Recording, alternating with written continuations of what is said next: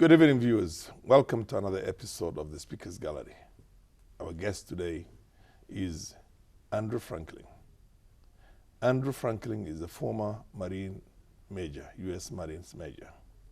He is an expert in security sector. He's also a legal mind. He practiced law in the States, but has lived in this country for many years. Andrew Franklin, welcome. Thank you for having me. The show, yeah. Andrew, the last time you were in the show together, we were talking about the Kenyan KDF incursions into Somalia, ostensibly to have the right of pursuit of the Al-Shabaabs into their own safe havens in Somalia. And the idea was to secure our own country. That's why it was called Linda Inchi. Right. 8 years down the line, I think last week was 8 years since we first moved into Somalia. Are we any more secure than we were those days? Absolutely not. Yes. We're actually considerably more insecure than we were on October 15th, 2011.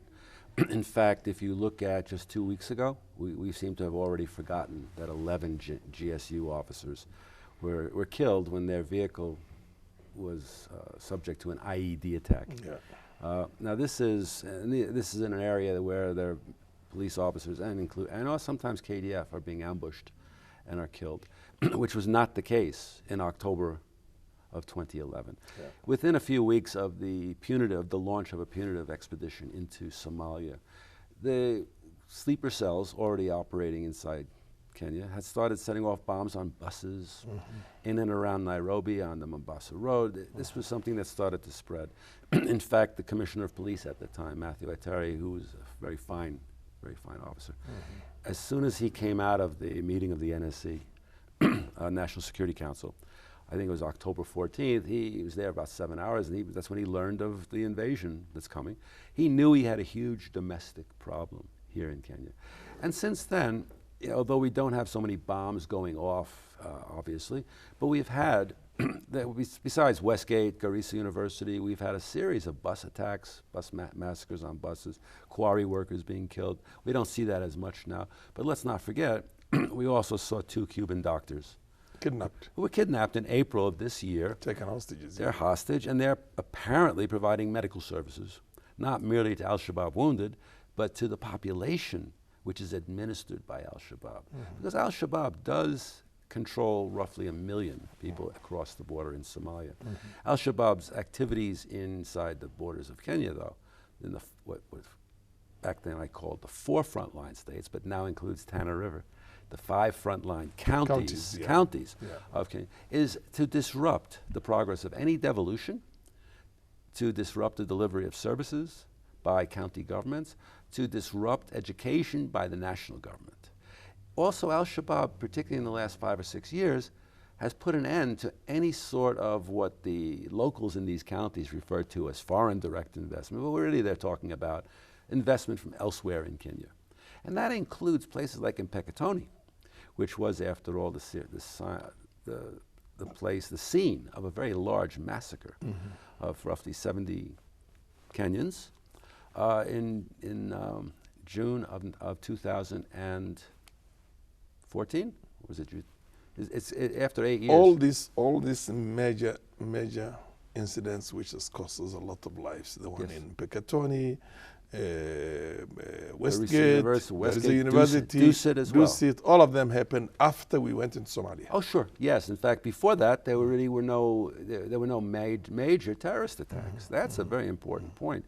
There were no major terrorist attacks inside the border, despite the fact that Kenya was backing a U.S. initiative to fight Al-Shabaab using troops, ethnic Somalis, Kenyan citizens, ethnic Somalis, and also Somalis recruited across the border to fight Al-Shabaab. And this is in the aftermath of the Ethiopian withdrawal. It was all part and parcel of our failed attempt to somehow mitigate or defeat what we perceive to be jihadist opponents in Somalia, including the Islamic, especially the Islamic Courts Union, which had in fact provided a semblance of law and order for the first time since 1991 or 1992. Very liberal in a sense compared to these other A people. lot of harsh Very justice. moderate, that's the right word, extremely moderate. Supported by business people in Yes, Somalia, yes, reported yes, by the yes, bulk of yes, people who yes, were looking yes. for stability, for something, for the warlords to go away, to be curbed. The warlords that we had, in fact, put up to fight IC. There's IC. a very powerful conspiracy theory that after the fall of the Berlin Wall, it was no longer possible for African dictators and people who wanted to access the so-called Western capital into their own countries in the name that I'm fighting communism. So there was no longer any communism. Right. So many of these countries wanted to use the jihadist thing to the extent which the East talk that intelligence organizations in Ethiopia and to some extent even in Kenya sometimes had such a very good relationship with the terrorists themselves. Would you think that is a possibility? Oh, I don't think it's so much of a conspiracy, because a conspiracy implies that there's some guiding hand or Yes, some overarching yes, philosophy, yes, which is I don't yes. believe to be true. Yes. I believe that in the aftermath of the Cold War, the United States and other Western countries, we basically took our eyes off of Africa and focused on the main event, which was Eastern Europe. Because those countries, including Ukraine and Hungary, they came out of Poland, yeah, what have all the you. countries that had been part of the Warsaw Pact. The Balkans, the Baltics. Well, and then the Balkans, which started to collapse, Yugoslavia, which had never been pro-Soviet, Yeah. began to just unravel into ethnic killings, Yes. which caused its own instability. But again, in Europe, so you did have NATO, Western Europe, the United States, starting to focus on what had been considered captive nation. What people don't appreciate is that during the Cold War, in the United States, there were a series of stamps put out by the U.S. Postal Service. I have them somewhere in New York City, showing each of the flags of the countries that the Soviet Union had conquered in the aftermath of World War II. Yeah. These were captive nations. It was Yes. very similar to a Yes. series of postal stamps that were put out after the Germans, after the Nazis captured much of Europe. Much of Europe, yes. So now suddenly you have you do have a limited amount of money. You also do have a huge area liberated from communism, a huge area of people who, after all, are kith and kin to the people in Western Europe and the United States. These are important points that suddenly we focused our attention on democracy building there. Well, when you look at this in the historical context in this and see who were the friends of the Americans, and by and large, I watched a very interesting expose on the television by Assad of Syria when he was talking to the Kurds and telling them, look, the Americans will treat you like the dollars in their own pockets and they'll abandon you at the right time. And basically, for the friends they had in Afghanistan, you remember that, the Mujahideen were abandoned eventually. Well, we took our eyes off the ball. Yes, A- yes. After the but Cold the War Russians, ended but the completely. Russians are known to be dependable allies and dependable friends. And I can see even now, there is a lot of, every time I meet a Russian diplomat, wherever it is I met them, they have nostalgic, very nostalgic, what do you call, a reference to their relationship with the Somalis. They look they're longing. Of course, most of them are dying or probably are dead now, because you're talking about 1977, is 40-something years. 40 years. General Petrov, who was the man who trained the Somali general who commanded the field, because it was Samatar against Petrov in the Ogaden Desert. And basically, he never had that kind of a fall. And would never imagine that happening in a third world country. Yet, you know, he cried because he loved Somalia so much. and yet I would like to point out, Yeah. I mean, it's important, where are the Somalis living Yes. today? Yes, In many ways. They're not living in Russia. absolutely. And in absolutely, fact, absolutely. I am personally pleased that a Somali American, Ilhan Omar, is a member of Congress. Absolutely. I find that very Absolutely. encouraging. Absolutely. And I also think that Absolutely. the narrative very often in Kenya, Yes. among the ruling Yes. political elite, whatever you want to call it, is that all of those Somalis who have come back from Norway and elsewhere, carrying other countries' passports Yes, as well as their yes, own, yes. are taking orders from these Western states, including, interestingly, Norway, which I had never perceived as a superpower, other than having. That's what they have provided the Somali Prime Minister. It's true. And the previous That's speaker, true. speaker And of the Somali reality Parliament. is, though, Yeah. that the Western countries have opened up I hope to continue opening up Amazing contribution. allowing yes. Very powerful contribution. lots yes. of immigrants yes, to places that are very cold. Absolutely. That would not seem to attract too many Absolutely, people from a absolutely. desert country such as Absolutely. it is. So yes, there are all these anomalies, but they also don't have much History to is do in the process with the of making, people. yes, And if human- you don't have a government, for example, that stands up for its own people, Yes. and that includes governments that have political elites that keep themselves in power by saying things like, well, we invaded Somalia to fight jihadist terrorism. Absolutely. You can be killed in Paris by terrorists, so therefore if you die at Dusit, You don't have to invade another country to fight terrorists. it happens You c- because you can be- fight them without invading. there You are can- countries in the West that people are dying, being killed by jihadist terrorists, and so therefore what happens here, including 10 or 11 GSU dying, an attack on a luxury hotel at 14 Riverside Drive, Westgate, or these sorts of attacks are just the way things happen in the world, and we're part of the global war on terror. In fact, interestingly, it was 9/11 that galvanized and gave a lifeline that has now become a genuine life preserver to political elites, not just here, but across the Sahel.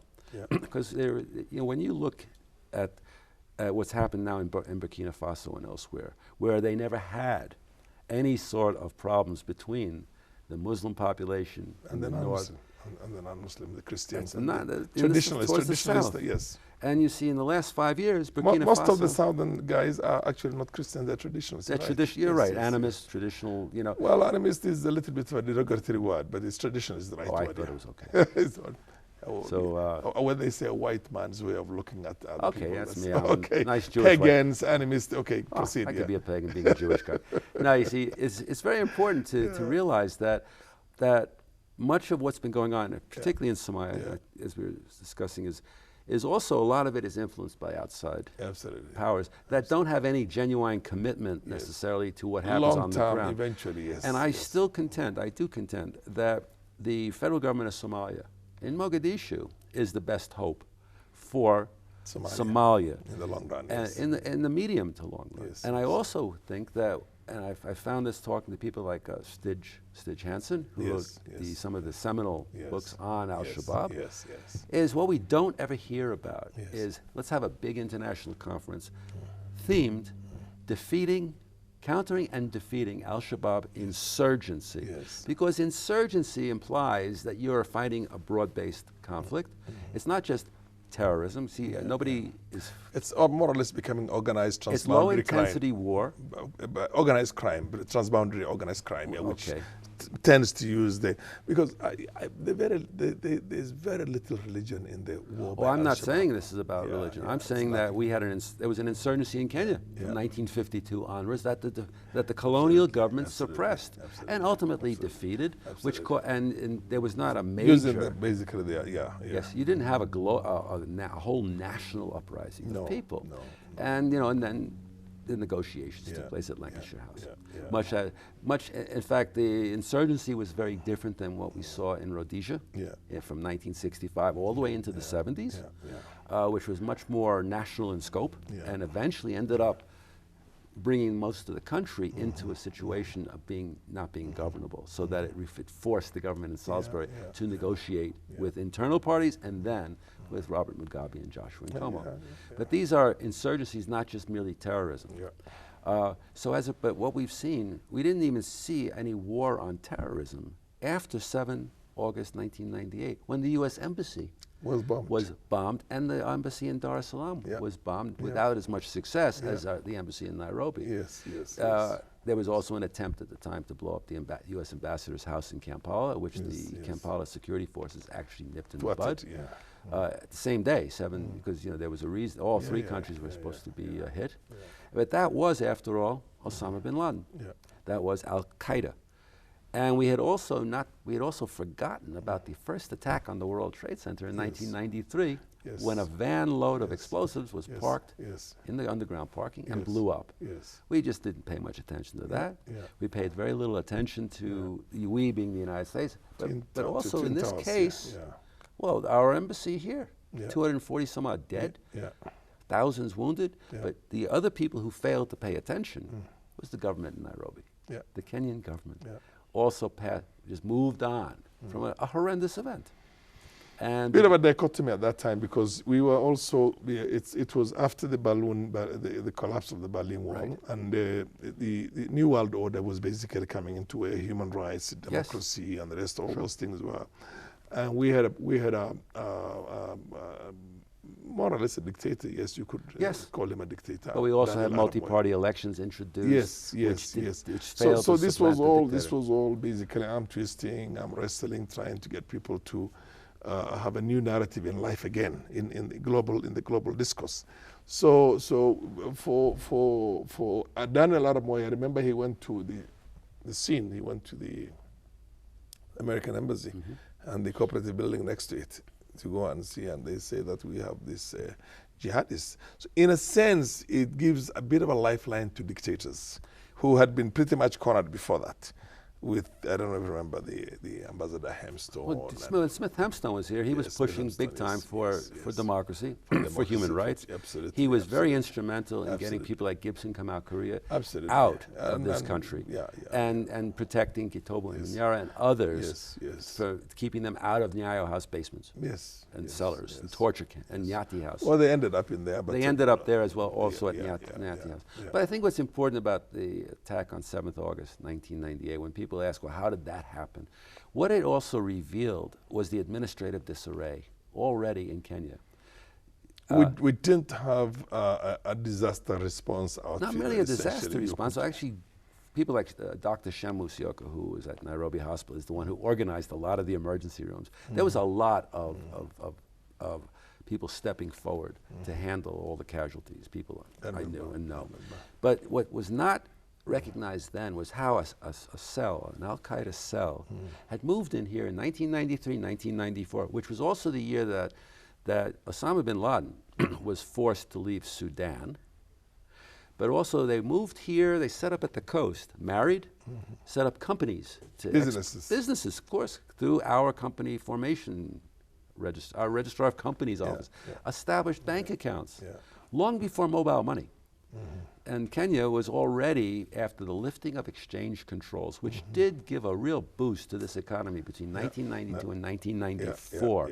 A lot of some of the residential estates on Riverside Drive and elsewhere started to come up because of the desire of genuinely middle-class people of all races to actually have new housing, to be able to have affordable housing. And the lifting of exchange controls also meant that unlocked a powerful... everything opened up here. It meant also Central Bank of Kenya, for example, got rid of its exchange control department. You no longer needed licenses to get foreign exchange export outside, to import outside, and all to that bring you in had cars. We started to have more cars coming in, not reconditioned cars. I'm talking about our automobile assembly industries really took off then. Assembling Sunnies, assembling Toyota Corollas, assembling Isuzu Astras, Isuzu Troopers. You know, the point is that that things actually started to blossom here. It was also because of the end of apartheid from after 1990, 92. That's when the South African businesses started to flow in here and started to invest big time in Kenya as well as elsewhere. But Kenya was, at that time, followed very closely by Uganda as far as liberalizing its economy. People seem to forget that in 1994, the government of Kenya cut income taxes for individuals and corporations from a top rate of 60% down to 30%. And we did not have 15% or 16% VAT. So in many, many ways, this place really began to blossom. But that also meant that Al-Qaeda's sleeper cell here can easily function with ease because of the the freedom that essentially is there. And because you no longer had these controls, you didn't, at that time, you weren't really looking at sources of funds, anti-money laundering and the like. But I think also, and the Tanzanians are concerned about... On the overall, I think all boundaries are breaking up in the globe. With respect, when you look at the Russian influence with these mercenary Central African Republic, there's a lot being done now. I mean, a lot of media attention on billboards promoting Russia, we're your friends in Central Africa. There is a radio station now. Now, Central African Republic has not had a government for 10 years. But it has one of the richest deposits of natural resources. Of course. With a very small population. Very small population. And a country bigger than Kenya. Yes. and 4 million, I think. Yes, and Yeah, yet, yeah, you know, you have child soldiers, you have of course, dislocation, of course, insecure also because and of you have war there, between the Muslims and the Christians. Yeah, or except that the non-Muslims, Christians are the ones being aggressive initially Yes, against the Muslim Yes, population, yes, who yes. then took up arms, Yes. because it's 30% of the population, Yes, yes. to protect themselves. Absolutely. So then the question becomes, is what is this Wagner group going to do? The Wagner group, in any case, is in Libya with General Haftar, who apparently is a dual citizen. and the Americans. Yeah, Well, we don't know who's doing what. in Wagner? Libya. The Wagner group is Russian.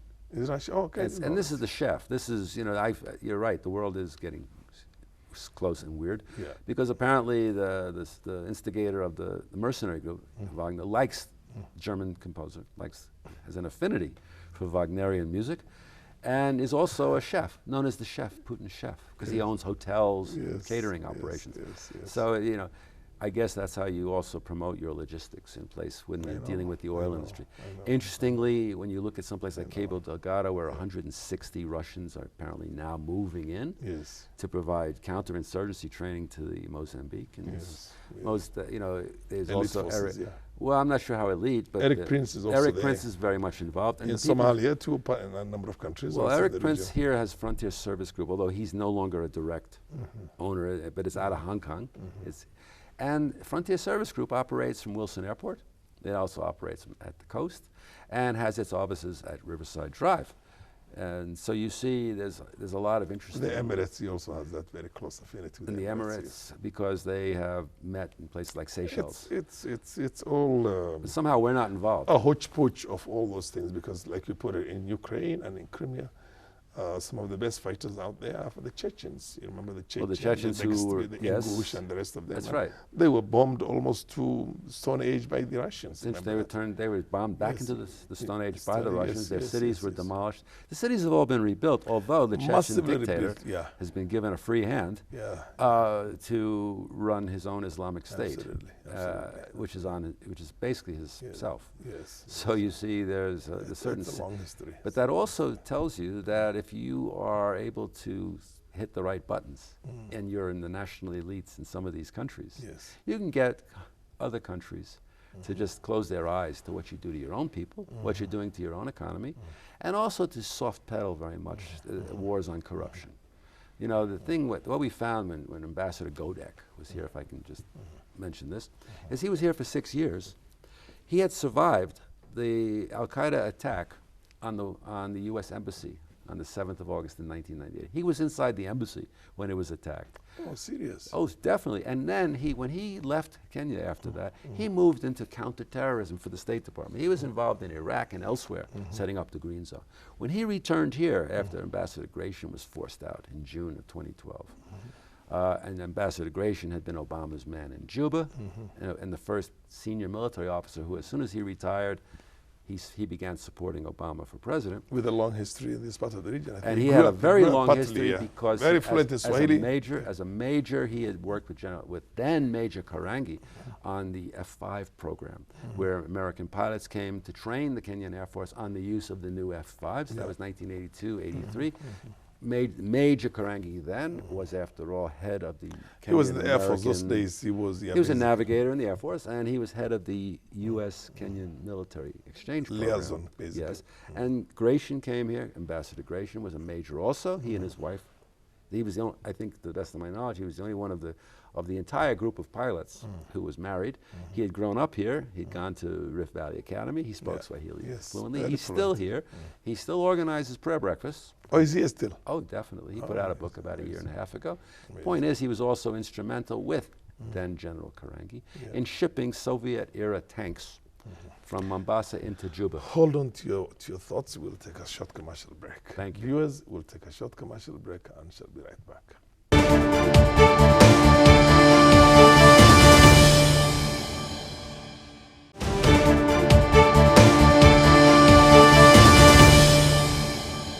Viewers, welcome back. Uh-oh. For those of you who have just joined us, our guest today is Andrew Franklin. Andrew Franklin is a legal mind as well as an expert on security. He's an former Marine major. He told me not to say ex-Marine. Once a Marine, always a Marine. Always a So Marine. you just say former major in the Marines. Well, former Marine is good enough, Former Marines, regardless of yes. rank. And the fact that they both had a history in here. But Ambassador Godek returned in 2012. As an ambassador. As an Well, he ambassador. came in as the charge d'affaires, Yes, and yes. then, you know, interestingly, he was kept waiting Yes. until February 15th Yeah. of 2013, When he was confirmed. confirmed as ambassador 2 weeks before the contested elections in 2013 on March 4th. But his reason for being here, his personal reason for being, his whole career had shifted after the 7th of August 1998 into counterterrorism. Yeah. He essentially came back here to fight, to go after the people who tried to kill him in Nairobi. And so his view was anything that to fight Al-Qaeda, anything to fight Al-Shabaab, and to fight terrorism in the region. In my opinion, he basically just gave lip service to fighting corruption. He also, quite honestly, gave lip service to the notion of credible elections. You can't, it's like I told you, you cannot have good governance, human rights, liberty, proper laws as a defining policy of the Western world at those days when they were fighting communism. You see, so the price on the eye is basically one thing. Before it was communism, so as long as you're fighting communists, it doesn't matter what else you do down there. However, And nobody's going to go and question you and scrutinize you on that. Now it became, as long as you're fighting terrorism, then everything goes, including the many exchanges. including elections, including Yes, democracy. including democracy, including fighting human police. rights, including Absolutely. corruption, everything. Absolutely. If you put 6,000 people Yes. in a football stadium, Yes, 6,000 ethnic Somalis Yes, in a yes, football yes, stadium indeed, to crack indeed, down indeed, on indeed. Al-Shabaab terrorism, Indeed. which has been in fact made. Kasarani, that was, yeah. Yes, it was. And you see, but the terrorism, again, when we talk about 8 years after Operation Lindenchi, Yes. we didn't have that kind of terrorism prior to Yeah. October 15th, Yeah, 2011. yeah. The war was brought home. Yeah. Yes, it was brought home by Al-Shabaab, Yes. but it was brought home because Of they were- our because of response, our response, our we- reaction. Well, we went into Overreacted, Somalia, and yes. instead of moving back across our own borders to re-equip, to have our troops retrained on our side of the border, because nations do have the right to protect themselves. Right of pursuit of an enemy to hot wherever pursuit. they go to. You're yes, allowed yes, to do yes, that. yes. Now, the Kenyan government, by December 7th of 2011, had failed to accomplish any of its objectives. It had not brought Al-Shabaab into battle. It had not recovered Kenyans who had been kidnapped, taken hostages, prisoner, yeah. including several KDF troops who were caught 100 kilometers inside Kenya, inside Somalia, driving a lorry. They didn't recover the the Spanish MSF volunteers who were kidnapped from the vicinity of Dadaab, yes. and who were subsequently ransomed by the Spanish government. Yes. After that, even Mrs. Tebet, who was kidnapped after her husband was killed, Eventually. well, she was ransomed. Apparently, a 900,000 pound payment was made, possibly to Al-Shabaab, but she had been traded to Al-Shabaab by the Raskamboni Brigade people, who were our allies around Kismayo. And I think at this point we shouldn't. Who were also part of Al-Shabaab, because the initially leader they- of Raskamboni, Yes. basically, He had who is now initially- the regional president in Absolutely, Jubaland, that's right. was Al-Shabaab. President was Madobe had Al-Shabaab, been, yes, and was- then he joined the Kenyan forces, or the Yes. Kenyan trained forces, in 2010, Yes. going after. What is the Al-Shabaab. problem? Why is Somalia not stabilizing? I know Al-Shabaab is there. Why is it that that menace is okay? It's being pretty much squeezed into shrinking. The influence is shrinking. The numbers are shrinking. But why is it not possible to get rid of a bunch of 2,000, 2,500 ragtag, ill-trained young, more or less in the form of an organized crime? Why is it impossible for 30,000 AMISOM forces and the Somalis and everybody else to get rid of them? Well, first of all, I have to disagree with your characterization of Al-Shabaab as a ragtag force. Yes. And I would also say that the numbers, estimated between 8,500 and maybe 10,000 full-time fighters in Al-Shabaab. They are administering large tracts of southern Somalia. They're providing health services, court services, legal services. They are, of course, still cooperating with the KDF and others in extracting money from the cross-border smuggling of sugar and the like. There's charcoal still going out through Sector 2, through the regime in Jubaland, which is, after all, President Madobe, who was just... So there's a kind of an alliance between them and the KDF? Oh, there's an alliance between various and sundry sectors or groups to make as much money as possible. Now, the money that I'm not going to claim that Al-Shabaab are a bunch of angels at all. You have to be nuts to say that. But I would suggest that a lot of their money goes into their cause. That a lot of what they're involved with transnational organized crime, whether it's facilitating smuggling of cattle rustling into the Gulf, whether it's facilitating even narcotic smuggling, and of course charcoal. Even infrastructural programs, I'm told, in the country, they charge certain. They charge everybody, and they're collecting tax. And then they give them security. Yes, they're collecting tax from business people in Mogadishu, and there is a lot of insecurity in Mogadishu. That's the scary aspect, where you have the mayor was blown up by a confidant or a woman who had been apparently working in the place for 4 years, 5 years. Talk about sleeper cells. Yeah. But also, I wanted to mention something that we know, for example, that apparently there are KDF prisoners of war. We also, as we said earlier, that you have these 2 Cuban doctors who were kidnapped in April of this year from And Mandara. now you said they're giving services. They're giving services because that's their expertise. I would give, if I were to be kidnapped, I guess I'd be running command and staff. Pretty much taking good care of them also. They have to, and because they're looking for a lot of money, which if you're asking the Cubans to come up with lots of money, that's not very sustainable. But we also have forgotten about the then 23-year-old, now probably 24, Italian NGO worker, Silvia Constanca Romana, who was abducted from a remote market center, 80 kilometers from the coast, the Indian Ocean coast, in Kilifi County. She was taken on November 20th of 2018. Within a day or two, the media, some people in the Italian media got in touch with me, but I said, yes, it was Al-Shabaab, because although they were taken she was taken into Tana River, she may still be up in Bonny Forest. Even now? Even now, or she's even further into Somalia, inside where Al-Shabaab runs its government. They are administering health. And there's anecdotal evidence as well that some of the chemists in places like Mandara, no one can seem to find the beneficial owners of all the chemists.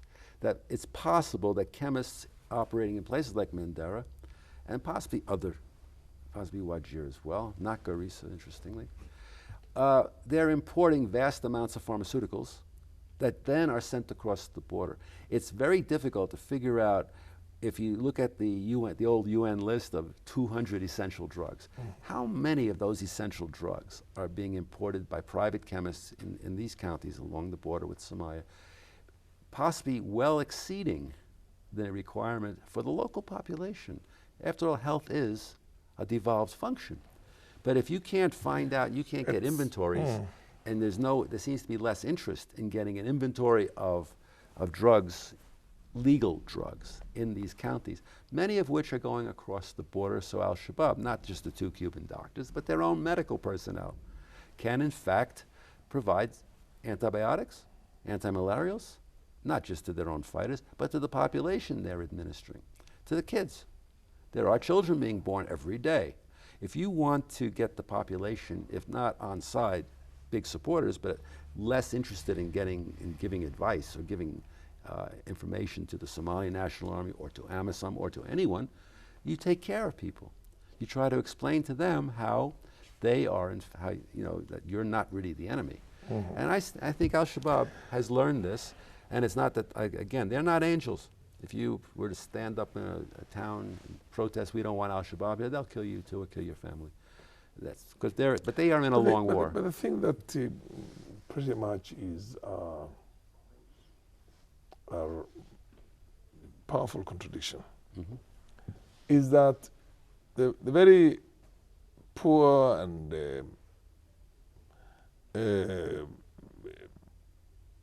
breakaway region in Somalia called Somaliland. Yes. Which does not attract any external support. There are no AMISOM forces there are no UN forces there. There's nobody there. They're just using their own little means out there. Well, they are to maintain- getting assistance, but not on the No, level of no, the no, rest no, of. no, not anyway. Actually, it's only now that the British and a few other countries are saying we might want to give some with the support or the approval of the center in Mogadishu. But for all these years, they never had any 25 support years. except a little bit of humanitarian. And they don't have any Al-Shabaab threat. They eliminated that possibility of Al-Shabaab. Right. I think it's because of the clans in southern Somalia as well. Now, Also, the fact that Somalis, this is northern Somalia was in civil war. this is interesting. I mean, why is it so easy for that breakaway region, which was essentially a province before, two provinces before, is able to stay without any threat of Al-Shabaab, any threat whatsoever? Well, I think they're cognizant. And then of the threats. other areas, which basically are part of the center, have all these things. So the big issue is who is funding it and who is financing and who is responsible for this Al-Shabaab. Oh. Clearly, you can't tell me that Somaliland has such an elaborate and a powerful security machinery that is able to make it impossible for Al-Shabaab. Al-Shabaab is able to, or rather terrorists, jihadist terrorists as you want to call them, are able to blow up things in America, which is the most powerful country in the world. Not or for anywhere quite else some they time. want, in France and Not everywhere. for quite some time. Yeah, And but then- in 9/11, and also now we have more Yeah, white yeah. nationalists. We have more white nationalist terror. In yes, America. indeed, yes. But why would it so? That now brings me back. There must be a massive, rich countries support for these things who have some other geopolitical, who have some other natural resources, some other economic wars. So this is essentially not an ideological problem. It is indeed a conflict between poor African states or poor, what do you call, third world countries that are trying to rise from the ashes of destruction, and then big time rich countries, whether the Gulf states or the main powers in Western world or the rest of it, who really want to maintain them in that for reasons most likely to do with resources. And Somalia is very rich and extremely rich in resources. So why can't we get rid of these people? I very much disagree with you on the issue of about 10,000 something. I think on the upper side, the impression and the information we get is about 4,500 of them. But anyway, Yes. they have a very, very, tactically, I'm told they like going to, whenever they want to carry out an operation somewhere and execute a mission, they bring all their fighters from Right. all over so that they come in big numbers. Which tells you how they're able to Yes. mass Yes. their forces, Yes. which means that all the so-called surveillance and the drones and the airstrikes Yes. that notionally we're bringing to bear on them is not effective. It is And quite effective. See, I'm one of told. the well, there is this notion of a glass being half full or half empty. If you look at the airstrikes, the drone strikes, the airstrikes by AFRICOM over the last 2 years, it's all over Somalia. Now, you could say that's because we're reaching out and killing them everywhere. We're killing 1 here, 2 here, 3 here.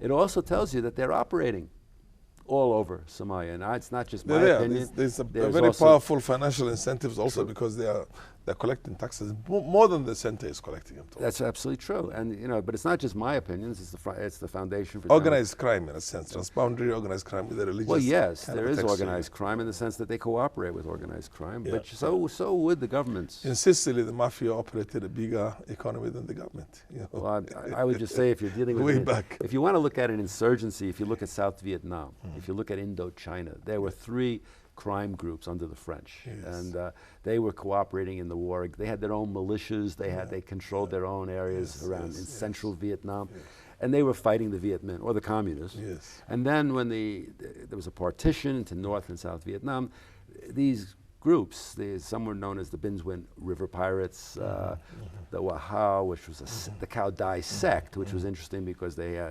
worshipped certain Christian saints, Yes, but they had their yes. own militias, and so they were given a great deal of autonomy and also confusion to fight the communists. But they were also involved with heroin, drug smuggling, and the like. Can I ask you one question? Who owns Talo? Who owns basically the Ngamia thing? Is that a national resource, or we basically have individual Kenyans who own that thing?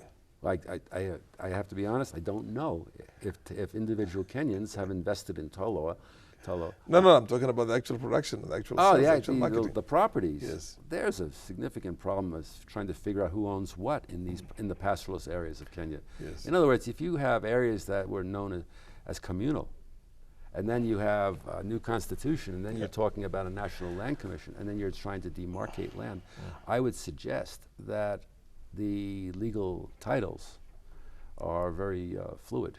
Kenya is in a serious state capture as far as you're concerned. Yes, I am. I believe that. And South Sudan is more or less in that direction too. Well, it's because it doesn't have much of a state, Yes. and a lot of its But institutions the few guys who run the system are the are people doing who great, run the economics. and they live here. What about Uganda? Uganda doesn't. Uganda has. Museveni is still probably the richest Museveni's- man in the country. I don't know if he's the richest. I just know he's the most powerful. He, his son is been groomed. You couldn't quite say the same about Somalia and Tanzania. Oh those no, two not by countries. anyone. We don't know And who the Ethiopia, richest and people Ethiopia are. also. Oh, Ethiopia, we don't know either. The Ethiopian economy has It's too overtaken big. us now in a big Well, way. it's also much too big and diverse. Yes, There yes. but there's a lot of problems in places in Ethiopia, Yeah. in places like Gambela, Yeah. which has basically a national park has been trashed by Where are we foreign headed? investors. Where are we headed, do you think? Because from the look of things, the economy is not doing very well. We don't have the kind of the natural resources that's going to give us a shot in the arm. We are basically having this small conflicts with some of the neighboring countries. Our political situation isn't looking that good. Right. BBI has come out. I don't know how well that's going to be. Well, did the actual report come out, or is it in the newspapers? Something in the newspaper. Yes, basically, exactly. which I'm still essentially waiting for the actual talks bound about copies. 14 different regions. True. Bringing back the members of parliament to some kind of Absolutely, it's the same things that were being reasonable, but I don't think we should go for anything less than what they were many years back, which was 210 before we went crazy and added another 80. But anyway, 80 other seats. My opinion is that we should be fully implementing the 2010 Constitution. I agree with completely you. I agree before with we you. start So amending. where are we headed? Where are we headed? Is Well, this country headed in? Are we looking for an economic recession, a political turmoil? Basically, like The Kenyan people have demonstrated a tremendous amount of resilience, but also acquiescence in a situation that seems to continue to be getting everybody worse. cares about the next meal. That's all. That seems to be the case, and I hate to say it because after 38 years there, being a property owner, and it's much of my life, I would prefer to say that things are looking up. On the other hand, I don't see it looking up, and that has very negative implications for Somalia as well. Yeah. The interesting thing is that at the same time when the Moors were basically vanquished in Andalusia, or the Iberian Peninsula, which was Portugal and Spain, right, the Ottoman Muslims were on the rise. they're on their way to Vienna. They were on the way to Vienna. Right. So they had the capacity militarily to come and save their religious brothers in the Iberian Peninsula, but they chose not to have anything to do with that. Well, on the contrary, they invited the Jews Right. to come and settle and send ships to go and pick them. They never sent ships to go and pick the Arabs from there, the So Moors, true. basically. That's because there was no global jihadist conspiracy. So basically, And then the only question is there a global jihadist no, conspiracy it's today? never been there. And it's all a creation. It's never been there. It's all a creation of the post. In fact, what was it, 6 After months the Industrial Revolution and the European Renaissance, the bogeyman was a Islam. lot of the basically, yes. jihadist reaction, a lot of jihadist terror or jihadist violence is in reaction to the West and reaction to other people. Yes. Perfect example, 6 months ago I think it was, Well, yes, Easter yeah. in Sri Lanka. Yes. One, who knew that there was a Muslim population, relatively small. Yeah. I knew that because of colonialism there was a Christian population. Yes, yes. But how did this rather small Muslim population Go become there radicalized? attacking churches. And the reason is very simple. We think about Buddhists as the Dalai Lama. We think about Buddhists in Bhutan, the happiest country in the world. The Dalai Lama, a religion of peace. You look at Burma, Myanmar, and the treatment of the Rohingyas. They are those genocides, yeah. Yes, because those Buddhists are not the Dalai Lama. Yeah. And it's the same in Sri Lanka. Their civil war ended. They were fighting the Tamils, Hindus, Buddhists. They were The Muslims were not in Muslims the are out of it, and the only reason the Christians were involved is because they were in the army. Yeah. Because as a legacy Yeah. of colonialism, and they participated in the civil service. Yeah. So you had names like Fernandez and the like. Yes, yes. But they were fighting the Tamils, Yeah. Hindus, who were immigrants Yeah, and who yeah, occupied yeah, northern yeah, Sri Lanka. yeah. And then 6 The months Jaffna, ago, what they call the Jaffna the Jaffna Peninsula. Yeah. And of course, the Tamils are the ones who did, in fact, pioneer suicide bombing. Yeah, yeah. And they're not jihadists. It's important that, but the Buddhists who run these countries, Yeah. Burma or Myanmar and Sri Lanka, are not very partial to other people who are not Buddhists. In fact, they are radical Buddhists. They are it's a nationalist strain. It's a new phenomenon. I mean, it's just come out. Well, now. I don't know. Sinhalese Buddhists were known historically to be the most accommodative and very moderate. But because politics is what Well, you plays know, we into all it. like to talk the about same it. thing also with Burma. If you ask people right now, I've seen a few guys who are from Burma originally who are Muslims, and they will talk to you as the best people to live with before. But you see, this now is in that what they call fault lines between Aung San Suu Kyi and the military and the desire to bring this country back again. You have to look for another distraction, what you call a distraction or a projection. Well, yes, because the so that the real what you call reforms that are there, the real issues do not come into the fore. Again, you pick up something else. You know, And I think there is a the notion, Muslims became the easier one to. They were the very easiest because we're all Yes. fighting jihadist terrorism. Yes, yes. You call them terrorists. Yeah.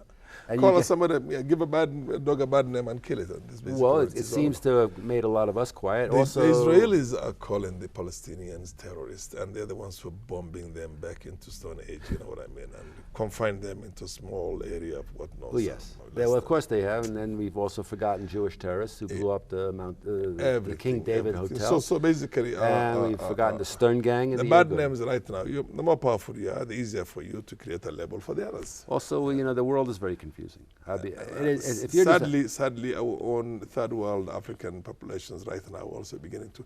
The elite is coming up with, similar kind of. well, the elite. You learn from the rest. You learn from the West. Well, I think I actually think that our elite is self-taught. Yeah. I think they learned during the Cold War. Yeah. I think that was very important. I think in the Francophone countries they learned from they cooperate with the French government. Andrew, I think we needed much more than just 1 hour. And Okay. it's always a pleasure to have you on this program because it's a powerful eye opener. You have such exposure yourself and so much knowledge and information that essentially would, in my opinion, give us a better country, because it's precisely through this kind of an interactive debate that then we develop the thought of our own countrymen and globally for that matter, because this is a global network. Yes. Well, So Farrell, all I can say is thank you for the opportunity, but tell your friends. Thank you very much, Andrew. Pleasure. It's a pleasure always to have you here. Viewers, we have come to the end of our show, and thank you very much until we come together again.